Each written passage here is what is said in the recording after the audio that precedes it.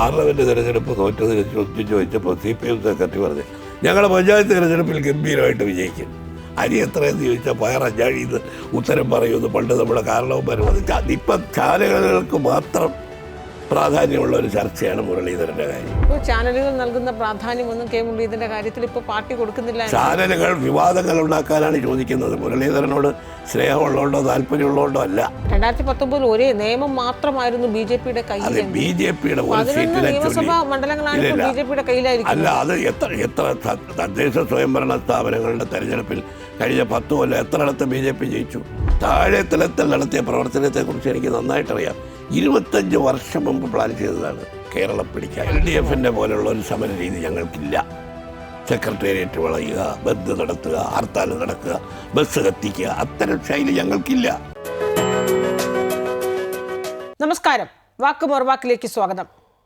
ലോക്സഭാ തെരഞ്ഞെടുപ്പിലെ മിന്നും വിജയത്തിനിടയിലും തൃശൂരിൽ കെ മുരളീധരനുണ്ടായ പരാജയം UDFനേറ്റ ആഘാതം ചെറുതല്ല. പാർട്ടി തന്നെ ബലിയാടാക്കിയെന്ന് കെ മുരളീധരൻ ഉറക്കെ പറയുമ്പോൾ മുരളീധരനെ അനുനയിപ്പിച്ച് ഉചിതമായ ഒരു പദവി കൊടുക്കുക എന്നത് കോൺഗ്രസിൻ്റെ അനിവാര്യതയോ? ഇന്ന് നമ്മോടൊപ്പം ചേരുന്നു UDF convener Shri MM Hasan. സ്വാഗതം. തെരഞ്ഞെടുപ്പൊക്കെ കഴിഞ്ഞു, അതിൻ്റെ ഒരു ആഹ്ലാദവും സന്തോഷമൊക്കെ കഴിഞ്ഞു കാണും. ശരിക്കും 20-20 പ്രതീക്ഷിച്ചിരുന്നോ? തീർച്ചയായിട്ടും. ഞങ്ങളെ സംബന്ധിച്ചിടത്തോളം ഇത്തവണ ഈ വോട്ടിലെ ഭൂരിപക്ഷവും വിജയിച്ച സീറ്റുകളുടെ കിട്ടിയ വോട്ടുമൊക്കെ കൂട്ടുമ്പോൾ കേരളത്തിലെ ജനങ്ങളുടെ മൂഡ് UDFന് അനുകൂലമായിരുന്നു. അത് ദേശീയ രാഷ്ട്രീയ കണക്കിലെടുത്തുകൊണ്ടുള്ള ഒരു ജനങ്ങളുടെ മൂഡായിരുന്നു. ഈ തെരഞ്ഞെടുപ്പിൽ ഭരണവിരുദ്ധ വികാരം പ്രതിഫലിച്ചെങ്കിലും അതോടൊപ്പം തന്നെ പ്രതിഫലിച്ച ഒന്നാണ് ഇന്ത്യ സഖ്യവും രാഹുൽ ഗാന്ധിയും ഞങ്ങളും എല്ലാം ഒരുപോലെ ജനങ്ങളുടെ മുമ്പിൽ ഈ ക്യാമ്പയിനിൽ വെച്ചൊരു പ്രശ്നമാണ് രാജ്യത്തിൻ്റെ ഭരണഘടനയെ രക്ഷിക്കുക. തൃശ്ശൂരിലും ആലത്തൂരിലും എന്ത് പറ്റിയതാണ് UDFന്? തൃശ്ശൂരിൽ അപ്രതീക്ഷിതമായിട്ടുള്ള പരാജയം. ആലത്തൂരും അത് തന്നെ. ആലത്തൂരിൽ സംഘടനാപരമായ വല്ല പ്രയാസങ്ങളും പ്രശ്നങ്ങളും ഉണ്ടായിട്ടുണ്ടോ എന്ന് ഞങ്ങൾ പരിശോധിക്കും. അതും വളരെ തുച്ഛമായ വോട്ടുകൾക്കാണ് അവിടെ നഷ്ടപ്പെട്ടത്. തൃശ്ശൂരിലെ പരാജയം അപ്രതീക്ഷിതമാണ്. വാസ്തവത്തിൽ അതിനെക്കുറിച്ച് ഞങ്ങൾ വളരെ ഗൗരവമായിട്ട് പഠിക്കേണ്ടിയിരിക്കുന്നു. കാരണം ഈ വിജയത്തിൻ്റെ യഥാർത്ഥ ശില്പികൾ എന്ന് പറയുന്നത് CPM ആണ്. CPM BJP ഒരു അണ്ടർസ്റ്റാൻഡിങ്, രഹസ്യധാരണ ഞങ്ങൾ ആ തെരഞ്ഞെടുപ്പിൻ്റെ തുടക്കം മുതൽ പറഞ്ഞിരുന്നൊരു കാര്യമാണ്. ഈ തെരഞ്ഞെടുപ്പിൽ CPM BJP അന്തർധാരയുണ്ട്. അതിനൊരുപാട് തെളിവുകളൊക്കെ ഞങ്ങൾ പല സന്ദർഭങ്ങളിലും ജനങ്ങളുടെ മുമ്പിൽ സമർപ്പിച്ചതാണ്. പ്രധാനമന്ത്രി നരേന്ദ്രമോദി ആവർത്തിച്ച് പറഞ്ഞതാണ്, മോഡിയുടെ ഗ്യാരണ്ടി ഇതാണ്, 2 അക്കം ഞങ്ങൾ ഈ തെരഞ്ഞെടുപ്പിൽ ഞങ്ങളുടെ MP ജയിച്ചു വരും. എവിടെ നിന്നാണ് ഇത്രയും ധൈര്യം പ്രധാനമന്ത്രിക്ക് ആവർത്തിച്ച് പറയാൻ കിട്ടിയത് എന്നുള്ളതിൽ ഞങ്ങളുടെ അന്വേഷണം, അങ്ങനെ മാധ്യമങ്ങളുടെയൊക്കെ അന്വേഷണം എവിടെയാണ് ചെന്ന് നിന്നത്? ഒരു കൊല്ലം മുമ്പ് LDFൻ്റെ കൺവീനർ EP ജയരാജനുമായി BJPയുടെ സമുന്നതനായ നേതാവ് പ്രകാശ് ജാവ്ദേക്കർ കണ്ടതും കൂടിയാലോചന നടത്തിയതൊക്കെ പുറത്തു വന്നു. പക്ഷെ അത് തെരഞ്ഞെടുപ്പ് വോട്ടെടുപ്പ് ദിവസമാണ് EP ജയരാജൻ പോളിംഗ് ബൂത്തിൻ്റെ മുമ്പിൽ വെച്ച് അത് പ്രതികരിച്ചു. ആ പ്രതികരണത്തിലുള്ള കനത്ത മറുപടിയായിരുന്നു മുഖ്യമന്ത്രി തന്നെ വോട്ടെടുപ്പിൻ്റെ അത് പ്രതികരിച്ചു. അപ്പോഴും ജയരാജൻ ജാവേദ്കറെ കണ്ടിട്ടുണ്ടെങ്കിൽ അത് തെറ്റാണെന്നല്ല പറഞ്ഞത്. ജയരാജൻ ചെയ്തതിനെക്കുറിച്ച് തള്ളിപ്പറയായിരുന്നു മുഖ്യമന്ത്രി. അപ്പോൾ നേരത്തെ ഒരു ഡീലുണ്ടായിരുന്നു. ആ ഡീലിന് എന്താണ് കാരണമെന്ന് എല്ലാവർക്കും അറിയാം. കാരണം മുഖ്യമന്ത്രിക്കെതിരായിട്ടുള്ള ആരോപണങ്ങൾ. കാരണം ഈ തെരഞ്ഞെടുപ്പ് പ്രചരണം തുടങ്ങിയതിന് ശേഷമല്ലേ ഡൽഹി മദ്യനയ കേസിൽ യഥാർത്ഥത്തിൽ സിസോദിയ ജയിലിലല്ലേ? ആ മുഖ്യമന്ത്രിയെ ജയിലിലടച്ചെന്തിനാ? രാഷ്ട്രീയ പ്രതികാരം വീട്ടിയതാണ്. പിണറായി വിജയനെതിരെ എത്ര കേസാണ്? മകൾക്കെതിരെയുള്ള അന്വേഷണം ഇപ്പോൾ ED നടത്തിക്കൊണ്ടിരിക്കുന്നു. നിരവധി ആരോപണങ്ങൾ. ലാവലിൻ കേസ് ഇപ്പോഴും മാറ്റി വെച്ച് വിധി പറയാതെ മുമ്പോട്ട് പോകുന്നു. അപ്പോൾ ഇതിൽ നിന്നെല്ലാം സ്വയം രക്ഷ നേടാൻ ഉണ്ടാക്കിയ ഒരു ഡീലാണ് ഇതെന്നുള്ള കാര്യത്തിൽ യാതൊരു സംശയമില്ല. തൃശ്ശൂർ പരാജയപ്പെട്ടത് CPM BJP ഡീലാണ്, അതിൽ തർക്കമൊന്നുമില്ല. പക്ഷേ തൃശ്ശൂരിലെ 7 അസംബ്ലി മണ്ഡലങ്ങളിലും കഴിഞ്ഞ നിയമസഭാ തെരഞ്ഞെടുപ്പിൽ വമ്പിച്ച ഭൂരിപക്ഷത്തോടു കൂടി ജയിച്ചത് LDF. 2 മണ്ഡലങ്ങൾ ഇരിഞ്ഞാലക്കുടയും അതുപോലെ തന്നെ നമ്മുടെ പിന്നെ കെ രാജൻ്റെ ഉല്ലൂരും 2 മന്ത്രിമാരുള്ള മണ്ഡലമാണ്. ഞാനിന്ന് അന്വേഷിച്ചു 7 മണ്ഡലങ്ങളിൽ 2 CPM LDF 3-ാം സ്ഥാനത്താണ്, ഇരിഞ്ഞാലക്കുടയും തൃശ്ശൂരും. അവിടെയെല്ലാം കഴിഞ്ഞ തിരഞ്ഞെടുപ്പിന് LDF കിട്ടിയ വോട്ട് എങ്ങോട്ട് പോയി? മന്ത്രിമാരുടെ മണ്ഡലത്തിൽ LDF വോട്ട് എങ്ങോട്ട് പോയി? ഞങ്ങൾക്ക് വോട്ട് കുറഞ്ഞിട്ടുണ്ടില്ലെന്ന് പറയുന്നില്ല, ഞങ്ങൾ തോറ്റല്ലോ വോട്ട് കുറഞ്ഞപ്പോൾ. ഇത് മുരളീധരൻ്റെ തോൽവി ഞങ്ങൾക്ക് കനത്ത ആഘാതമാണ്. പക്ഷേ വിജയിച്ച ഈ BJPയുടെ വിജയത്തിൻ്റെ പ്രധാന കാരണം ഈ ഡീല് 2 ഒരു ഡീൽ ഉറപ്പിച്ചത്. ഇവിടെ സാധിച്ചില്ല. എന്തുകൊണ്ട് സാധിച്ചില്ല? അതിശക്തമായി ഈ തിരുവനന്തപുരം മണ്ഡലത്തിലെ ന്യൂനപക്ഷ ദളിത് പിന്നോക്ക ജനവിഭാഗം അവരെ സംബന്ധിച്ചിടത്തോളം ഈ ഭരണഘടനയെ സംരക്ഷിക്കാനുള്ള പോരാട്ടത്തിൽ അവർ ഇന്ത്യ സഖ്യത്തോടൊപ്പം നിൽക്കാൻ തീരുമാനിച്ചു. പലതരത്തിലുള്ള പ്രയാസങ്ങളും പരാതികളും ഉണ്ടായിട്ടും അവർ ഉറച്ച നിലപാടെടുത്തു. പണം വാരി ഒഴുക്കി ഇവിടെ BJP സ്ഥാനാർത്ഥി. അതിനനുസരിച്ച് പ്രത്യേകിച്ച് നമ്മുടെ തീരപ്രദേശത്തൊക്കെ പണം കൊടുത്താൽ വോട്ട് കിട്ടുമെന്നൊരു തെറ്റിദ്ധാരണയാണ്. കേരളവുമായി ബന്ധമില്ലാതിരുന്ന ഒരാളല്ലേ രാജീവ് ചന്ദ്രശേഖരൻ. അദ്ദേഹത്തിന് ഇവിടുത്തെ BJPക്കാർ കൊടുത്തതെന്ന് തോന്നുന്നു. പക്ഷെ അതെല്ലാം കണക്കൂട്ടലെല്ലാം തെറ്റിയില്ലേ. ഇവിടെ ആ ഡീല് നടന്നില്ല. എന്നാലും 3 ലക്ഷത്തോളം വോട്ട് ഇവിടെ പിടിച്ചിരിക്കുന്നു. സുരേഷ് ഗോപി ജയിച്ചത് 4 ലക്ഷം വോട്ടിനാണ്.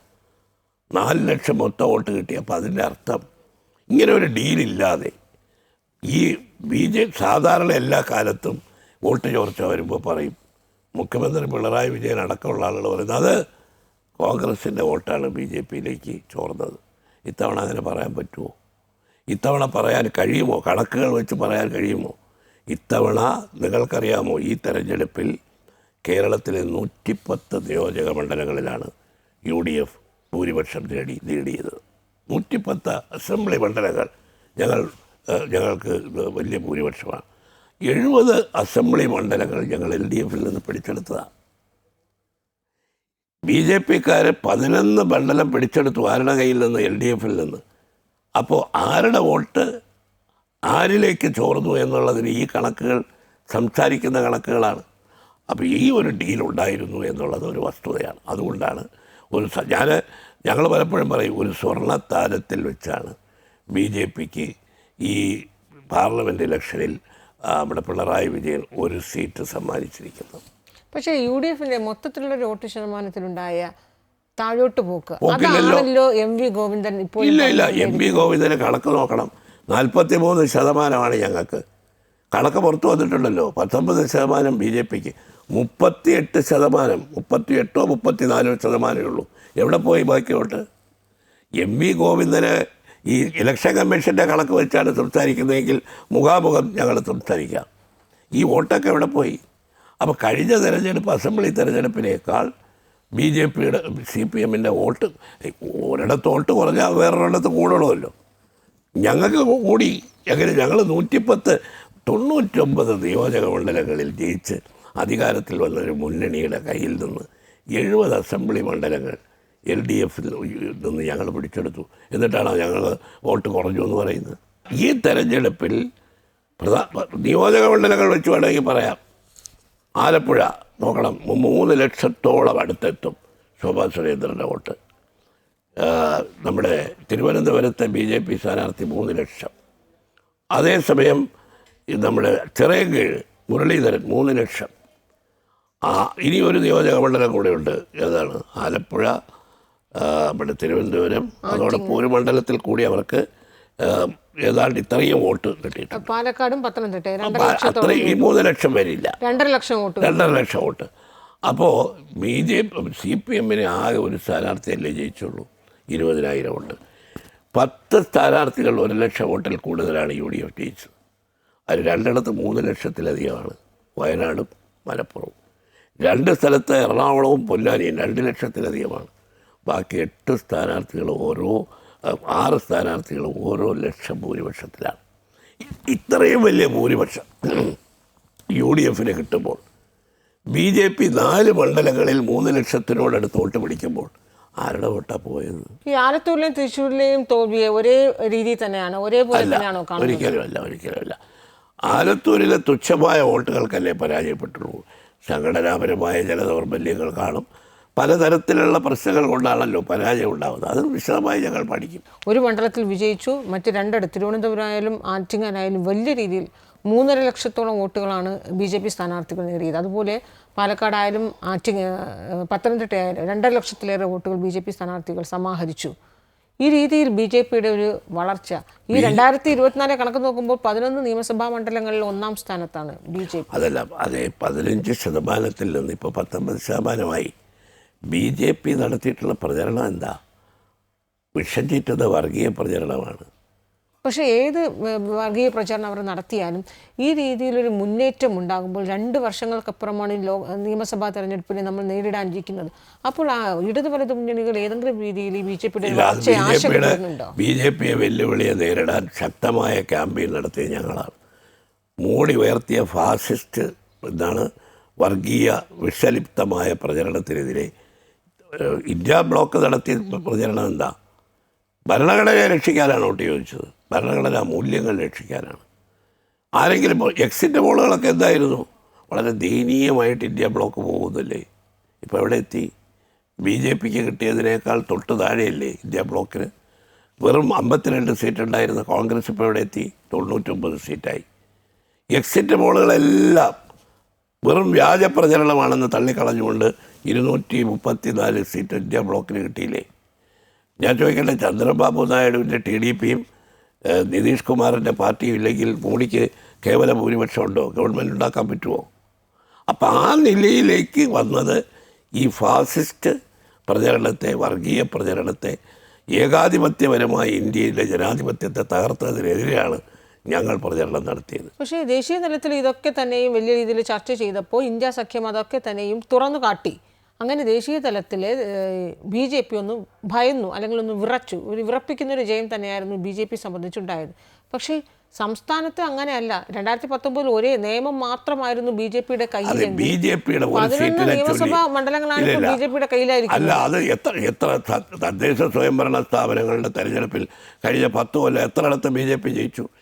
BJP കിളഞ്ഞ് പരിശ്രമിക്കുകയില്ലേ? കഴിഞ്ഞ ഒരു 10, 15, 20 കൊല്ലമായി BJP വർക്ക് തുടങ്ങിയിട്ട്. നിങ്ങൾക്കറിയാമോ, RSSൻ്റെ പ്രവർത്തനം എന്ന് തുടങ്ങിയതാണ്? 25 കൊല്ലം മുമ്പ് പ്ലാൻ ചെയ്തതാണ്. ഇവരെ വളരെ താഴെ തലത്തിൽ നടത്തിയ പ്രവർത്തനത്തെക്കുറിച്ച് എനിക്ക് നന്നായിട്ടറിയാം. 25 വർഷം മുമ്പ് പ്ലാൻ ചെയ്തതാണ് കേരളം പിടിക്കാൻ. ഇപ്പോൾ ഈ തെരഞ്ഞെടുപ്പിൽ RSS അത്ര പ്രകടമായിട്ടൊന്നും രംഗത്തുണ്ടായിരുന്നില്ല എന്നാണ് ഞാൻ മനസ്സിലാക്കുന്നത്. അവരുടെ പ്ലാൻ എന്തായിരുന്നു? അന്ന് ബാലസംഘം ഉണ്ടാക്കി, RSSൻ്റെ ശാഖകളുണ്ടാക്കി ഈ രാജ്യത്തെ എല്ലാ തെരഞ്ഞെടുപ്പുകളിലും ജയിക്കാൻ പാകത്തിൽ BJP. പക്ഷേ ഈ BJP വന്നപ്പോൾ RSSനെ എല്ലാം ബൈപ്പാസ് ചെയ്തുകൊണ്ട് BJPയിലേക്കകത്ത് അധികാരമോഹികളും ഒരുപാട് സാമൂഹ്യ വിരുദ്ധ പ്രവണതയുള്ളവരും കൂടെ അടിഞ്ഞുകൂടി. ഈ തിരുവനന്തപുരത്തേക്ക് അവർ 10-15 കൊല്ലം മുമ്പ് അവർ പ്ലാൻ ചെയ്തതാണ് ഇപ്പോൾ ഈ 3 ലക്ഷം വോട്ടായിട്ട് മാറിയത്. പിന്നെ രാജീവ് ചന്ദ്രശേഖരൻ്റെ പണവും. ഇതിനെ നേരിടണമെങ്കിൽ വർഗീയ കൊണ്ടല്ല നേരിടേണ്ടത്. അതാണ് രാഹുൽ ഗാന്ധി ഈ തെരഞ്ഞെടുപ്പിൽ കൂടെ നമുക്ക് ഈ രാജ്യത്തെ എല്ലാ രാഷ്ട്രീയ കക്ഷികൾക്കും ഇന്ത്യ ബ്ലോക്കും കോൺഗ്രസും നൽകിയിട്ടുള്ള വർഗീയതയെ ശക്തമായ മതേതരത്വ പ്രചരണം കൊണ്ടാണ് നേരിടേണ്ടത്. ആ പ്രചരണം കൊണ്ടാണ് ഇപ്പോൾ തോൽപ്പിച്ചത്. ഇവിടെ സംഭവിച്ചത് എന്താ? ഈ തെരഞ്ഞെടുപ്പിൽ പിണറായി വിജയൻ വർഗീയ പ്രചരണമാണ് നടത്തിയത്. അദ്ദേഹം ആകെ തെരഞ്ഞെടുപ്പിൽ ഉന്നയിച്ചൊരു വിഷയം എന്താ? പൗരത്വ നിയമം. ആ പൗരത്വ നിയമത്തിൻ്റെ കാര്യത്തിൽ അദ്ദേഹം കോൺഗ്രസിനെ കുറ്റപ്പെടുത്തിക്കൊണ്ടാണ്, രാഹുൽ ഗാന്ധിയെ ശക്തമായി വിമർശിച്ചുകൊണ്ടാണ്. അവർ കോൺഗ്രസ് ഒളിച്ചു കളിക്കുന്നു. പൗരത്വ നിയമം കൊണ്ടുവന്ന മോഡിയല്ല എതിർക്കുന്നത്. മോഡിയുടെ മതരാഷ്ട്രത്തിന് വേണ്ടിയിട്ടുള്ള നീക്കങ്ങളല്ല എതിർക്കുന്നത്. മോഡി നടത്തുന്ന വർഗീയ പ്രചരണത്തെയല്ല എതിർക്കുന്നത്. രാഹുൽ ഗാന്ധിയെയും കോൺഗ്രസിനെയും ശക്തമായി വിമർശിച്ചുകൊണ്ട് പൗരത്വ നിയമത്തിൻ്റെ കാര്യത്തിൽ കോൺഗ്രസ്സിന് UDFന് ആത്മാർത്ഥതയില്ല എന്ന് വരുത്തി മുസ്ലിം പ്രീണനം നടത്തി മുസ്ലിം വോട്ട് ബാങ്കുകളെ പ്രകടിപ്പിക്കാനാണ് ശ്രമിച്ചത്. അതിൻ്റെ ദുരന്തമാണിപ്പോൾ ഉണ്ടായത്. അതുകൊണ്ട് എന്ത് പറ്റി? മാർക്സിസ്റ്റ് പാർട്ടിയുടെ അണികൾ തന്നെ BJPക്ക് വോട്ട് ചെയ്താലും കുഴപ്പമില്ലല്ലോ. മോദി നടത്തിയ പ്രചരണത്തിന് പരോക്ഷമായി സഹായിക്കുന്ന പ്രചരണമാണ് ഇവിടെ നടത്തിയത്. ഒരു പ്രാവശ്യമെങ്കിലും നമ്മൾ മാധ്യമപ്രവർത്തകരാണല്ലോ. മുഖ്യമന്ത്രിയുടെ എത്ര പത്രസമ്മേളനങ്ങൾ, എത്ര പ്രസംഗങ്ങൾ വന്നു. അദ്ദേഹം ഈ രാജ്യത്തിൻ്റെ ഭരണഘടനയെ പ്രൊട്ടക്റ്റ് ചെയ്യാൻ കേരളത്തിലെ മതേതര ജനാധിപത്യ വിശ്വാസികളോട് വോട്ട് ചോദിച്ചോ? ഇല്ലല്ലോ. അദ്ദേഹത്തിൻ്റെ ഏറ്റവും അടുത്ത അനുയായിയാണ് AK ബാലൻ. AK ബാലൻ പ്രസംഗിച്ചത് പുറത്തു വന്നു. എന്താണ്? നമ്മുടെ ചിഹ്നം രക്ഷിക്കാൻ നിങ്ങളെല്ലാവരും പിന്നെ മാർക്സിസ്റ്റ് പാർട്ടിക്ക് വോട്ട് ചെയ്യണമെന്ന്. ചിഹ്നം രക്ഷിക്കാൻ, അല്ലാതെ ഭരണഘടനയെ രക്ഷിക്കാനല്ല. ഈ തെരഞ്ഞെടുപ്പിൽ ഒരല്പം കൂടി വോട്ടുകൾ കിട്ടിയിരുന്നെങ്കിൽ ഈ BJPയുടെ വളർച്ചയൊക്കെ അവിടെ നിൽക്കില്ലേ. അതുകൊണ്ട് ഞങ്ങൾക്ക് BJPയുടെ വളർച്ചയിൽ ഭയമില്ല. ഇവിടെ കേരളത്തിലെ പാവപ്പെട്ട സാധാരണക്കാരായ ആളുകൾ BJPയുടെ പിന്നാലെ നിൽക്കുന്നതിന് ഒരു കാരണം എന്താ? അവർ കേന്ദ്രത്തിൽ അധികാരത്തിൽ വന്നു. എല്ലാ തെരഞ്ഞെടുപ്പിലും ഞങ്ങൾ ജയിക്കും, കേരളം ഞങ്ങൾ പിടിച്ചെടുക്കും, കേരളത്തിൽ ഞങ്ങൾ അധികാരത്തിൽ വരും. ഈ ജമ്മത്ത് നടക്കാത്ത കാര്യമാണ് കേരളത്തിൽ അധികാരത്തിൽ വരാൻ.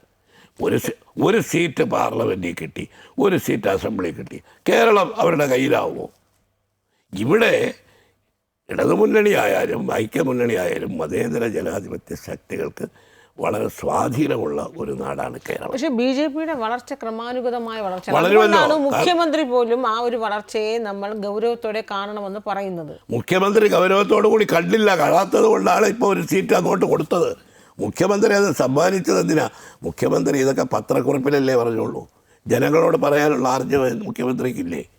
ഈ ഡീല് നടന്നിട്ടില്ല എന്നുള്ളത് മുഖ്യമന്ത്രി പിന്നെ അതിന് ഞങ്ങൾ തെളിവുകൾ പറഞ്ഞല്ലോ. പറയട്ടെ, മുഖ്യമന്ത്രിക്ക് തടി രക്ഷിക്കണം. അദ്ദേഹത്തിൻ്റെ കേസുകളിൽ നിന്ന് രക്ഷ കിട്ടണമെങ്കിൽ BJPയുടെ ഈ BJPയുമായിട്ടുണ്ടാക്കേണ്ട അണ്ടർസ്റ്റാൻഡിങ് ഇവിടെ നിലനിൽക്കണം. അതാ കാര്യം. അല്ലെങ്കിൽ അരവിന്ദ് കെജ്രിവാൾ പോയതുപോലെ മുഖ്യമന്ത്രിയും ഇപ്പം ജയിലിൽ കിടന്നുകൊണ്ട് വേണം നമ്മൾക്ക് പ്രസ്താവന ഇറക്കാൻ. ഇപ്പോൾ 2026 നിയമസഭാ തെരഞ്ഞെടുപ്പ് BJP ഇവിടെ ഒരൊറ്റ നിയമസഭ പോലും BJP എന്ന് ഞാൻ പറയുന്നില്ല. അല്ല, ഏത് പാർട്ടിക്കും 1-2 സീറ്റൊക്കെ ജയിക്കാം കേരളത്തിൽ. ആർക്കാ ജയിക്കാൻ പറ്റാത്തത്? നിയമസഭയിൽ എന്തായാലും BJP വീണ്ടും അക്കൗണ്ട് തുറക്കുന്ന രീതി തന്നെയാണ് പറയുന്നത്. അതൊക്കെ നമുക്ക് ഈ 2 കൊല്ലം കഴിഞ്ഞ് കാണേണ്ട കാര്യമല്ലേ. ഒരിക്കൽ ഒരു പരിക്ക പഴുത്തു ഒരു കാക്ക വന്നിരുന്നു, താഴെ വീണു. എപ്പോഴും കാക്ക വന്നിരിക്കുമ്പോൾ പരിക്ക വീണമെന്നൊന്നും ഇല്ലല്ലോ. തിരഞ്ഞെടുപ്പ് 2 കൊല്ലം കഴിഞ്ഞല്ലേ. പഞ്ചായത്ത് തിരഞ്ഞെടുപ്പ്, തദ്ദേശ ഭരണ തിരഞ്ഞെടുപ്പിൽ കഴിഞ്ഞ രണ്ട് പഞ്ചായത്ത് തിരഞ്ഞെടുപ്പുകൾക്കും BJPക്ക് ഒരുപാട് സ്ഥലത്ത് പാലക്കാടൊക്കെ മുനിസിപ്പാലിറ്റി കിട്ടി. പഞ്ചായത്ത് തിരഞ്ഞെടുപ്പും പാർലമെന്റ് തിരഞ്ഞെടുപ്പും അസംബ്ലി തിരഞ്ഞെടുപ്പും മൂന്ന് പാറ്റേണാണ്. പ്രാദേശിക പാർട്ടിയുടെ അതേ ഒരു നിലവാരം മാത്രമേ BJPക്ക് ഉള്ളൂ എന്ന് തന്നെയാണ് ഇപ്പോഴും വിശ്വസിക്കുന്നത്.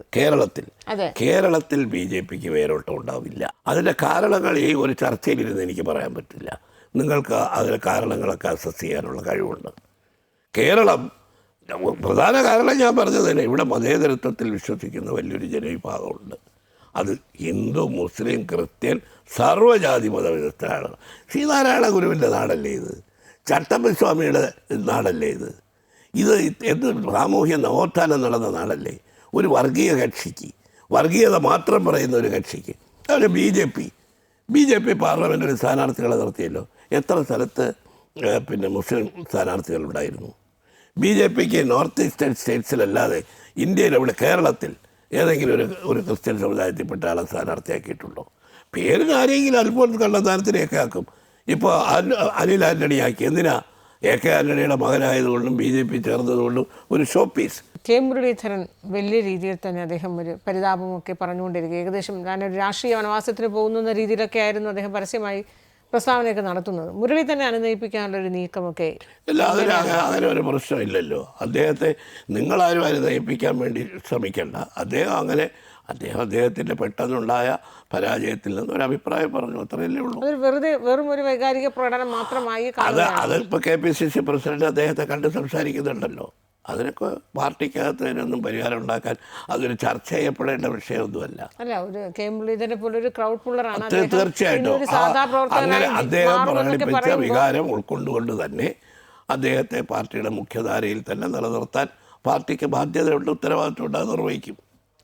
കോൺഗ്രസിനെ സംബന്ധിച്ച് നിരവധി ഓപ്ഷൻസ് ഉണ്ട്. അല്ല, അതൊന്നും ഇപ്പം ചർച്ച ചെയ്യേണ്ട കാര്യമില്ല. കാരണം ഒരു വ്യക്തിയുടെ കാര്യമല്ലല്ലോ ഇപ്പോൾ നമ്മൾ ചർച്ച ചെയ്തുകൊണ്ടിരിക്കുന്നത്. ഇലക്ഷനിലുണ്ടായ ജയത്തെയും അതിൻ്റെ കാര്യങ്ങളല്ലേ. അതുമായിട്ട് ഇതിനൊരു ബന്ധവുമില്ല. ശ്രീ മുരളീധരനെ പോലെ ഒരു ഉന്നതനായ നേതാവ് ഏത് സ്ഥാനത്തിനും അദ്ദേഹത്തിന് അർഹതയുണ്ട്. തിരഞ്ഞെടുപ്പ് കഴിഞ്ഞിട്ട് 3-4 ദിവസമേ ആയുള്ളൂ. ഉടൻ തന്നെ അദ്ദേഹത്തിൻ്റെ അക്കോമഡേഷൻ ചർച്ച ചെയ്യത്തക്കുള്ള ഒരു പ്രാധാന്യം അദ്ദേഹവും നൽകുന്നില്ല. മാധ്യമങ്ങൾ അത് നൽകുന്നത് അവർക്ക് വാർത്തയ്ക്ക് വേണ്ടി. മാധ്യമങ്ങൾ നൽകുന്നതല്ലോ, അദ്ദേഹം തന്നെ ആദ്യമായി അതെ പറഞ്ഞല്ലോ. ഇന്ന് അദ്ദേഹത്തെ KPCC പ്രസിഡന്റ് കണ്ട് സംസാരിക്കുന്നുണ്ടല്ലോ. അതിന് പാർട്ടി പരിഹാരം ഉണ്ടാക്കും. ആദ്യം മുരളീധരന് പിന്തുണയുമായി എത്തിയത് മുസ്ലിം ലീഗിൽ നിന്ന് പി കെ കുഞ്ഞാലിക്കുട്ടിയായിരുന്നു. അതല്ല, ഞങ്ങളെല്ലാവരും പുള്ളിക്ക് പിന്തുണയായിട്ട് എത്തിയത്. പരസ്യമായ രംഗത്ത് ആദ്യം പറഞ്ഞല്ലോ. കുഞ്ഞാലിക്കുട്ടിയായി. അതല്ല, മുസ്ലിം ലീഗ് ഒരു പാർട്ടി ഏൽപ്പിച്ച ഒരു റിസ്ക് ഏറ്റെടുത്തല്ലേ അദ്ദേഹം. സ്വാഭാവികമായി ഞങ്ങൾക്ക് എല്ലാവർക്കും ഉണ്ടല്ലോ, അത് പരസ്യമായിട്ടല്ല, പാർട്ടിക്കകത്ത് ഞങ്ങളുടെ ബാധ്യതയല്ലേ. അദ്ദേഹം പാർട്ടി തീരുമാനമനുസരിച്ച് വടകരയിൽ നിന്ന് തൃശ്ശൂരിൽ മത്സരിച്ചതാണ്.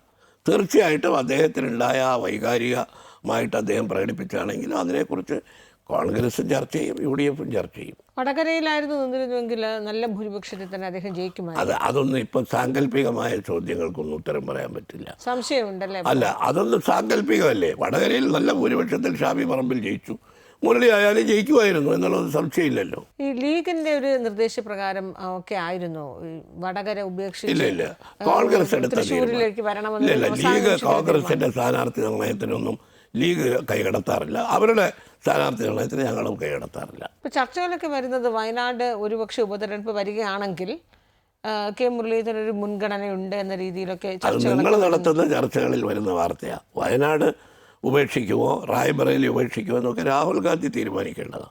തീരുമാനിച്ചു കഴിഞ്ഞാൽ പാർട്ടി 6 മാസത്തിനകല്ലേ തിരഞ്ഞെടുപ്പ് വരുമ്പോൾ, ആ തിരഞ്ഞെടുപ്പ് വരുമ്പോൾ അപ്പോഴാലോചിക്കേണ്ട കാര്യങ്ങളാണ് ഇപ്പോൾ ചോദിക്കുന്നത്. KPCC അധ്യക്ഷൻ പക്ഷേ ആ രീതിയിൽ പ്രതികരിക്കുകയും ചെയ്തിട്ടുണ്ട്. അതെ, അദ്ദേഹത്തെ സമാധാനിപ്പിക്കാൻ പറഞ്ഞതാണ്.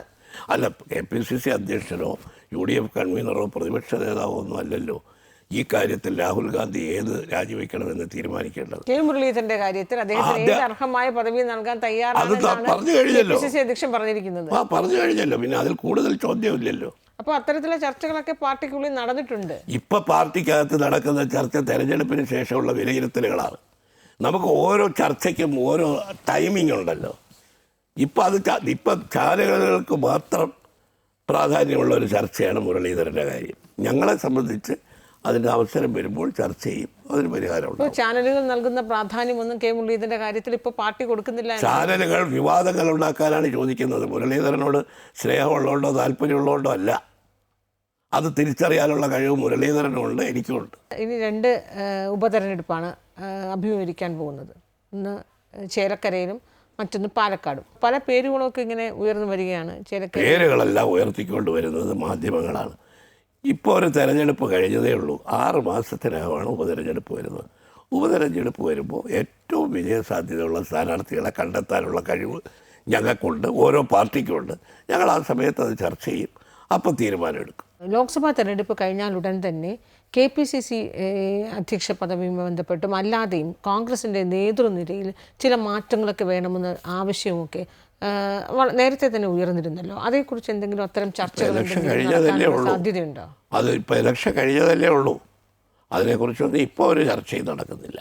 അപ്പോൾ നിലവിൽ ഇനി തിരഞ്ഞെടുപ്പിൻ്റെ വിലയിരുത്തലും അവലോകനവും അത് കഴിയാതെ തിരഞ്ഞെടുപ്പിൻ്റെ അവലോകനവും വിലയിരുത്തലും ഇപ്പോൾ 12-ാം തീയതി UDF കൂടുന്നുണ്ട്.